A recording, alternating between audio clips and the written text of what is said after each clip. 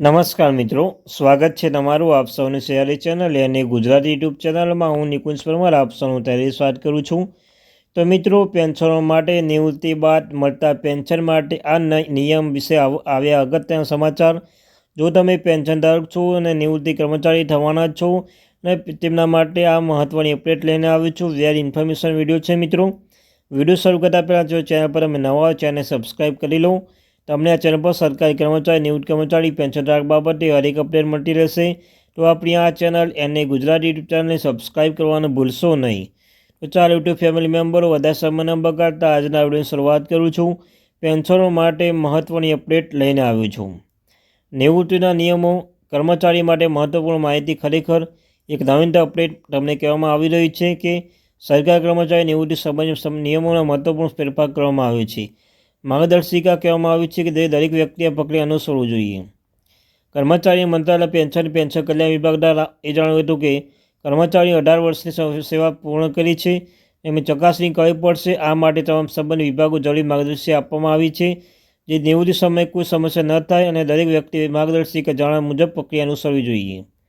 DOPPW જાહેરનામું બહાર પાડ્યું છે જે મુજબ કોઈપણ કર્મચારી નિવૃત્તિ બાદ 5 વર્ષ કરતી ઓછો સમય બાકી હોય તો સામયિક ચકાસણી કરાવવી ફરજિયાત છે. તપાસ કર્મચારીના સેવાઓની ચકાસણી કરવામાં મદદરૂપ થશે. આ સાથે કર્મચારી નિવૃત્તિ પહેલાં તમામ જરૂરી રેકોર્ડ ગોઠવવામાં આવશે અને યોગ્ય કરવામાં આવશે.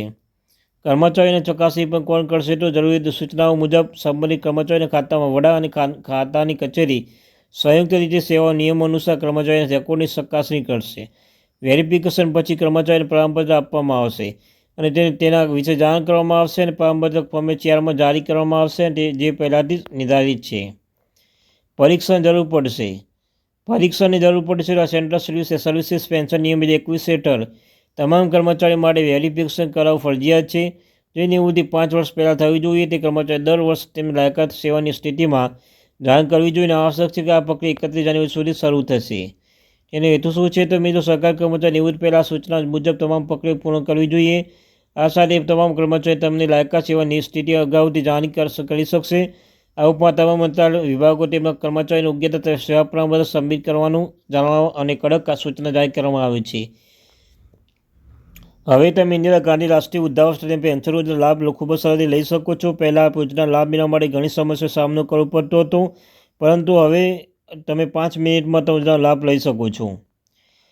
ઇન્દિરા ગાંધી રાષ્ટ્રીય વૃદ્ધાવસ્થા પેન્શન યોજના વૃદ્ધ નાગરિકો માટે સરકાર દ્વારા ચલાવવામાં આવતી એક મહત્વપૂર્ણ યોજના છે. આ યોજના હેઠળ 60 વર્ષથી વધુ ઉંમરના પાત્ર ભારતીય નાગરિકો આર્થિક સહાય પૂરી પાડવામાં આવે છે અને આ સહાય સંપૂર્ણ મફત છે.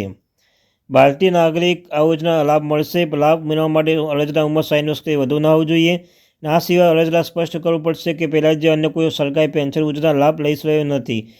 જો કોઈ વ્યક્તિ લાભ લેતો હોય તો આ લાભ તેને મળશે નહીં. તો મિત્રો, માહિતી થેન્ક યુ વેરી મચ આ હતી.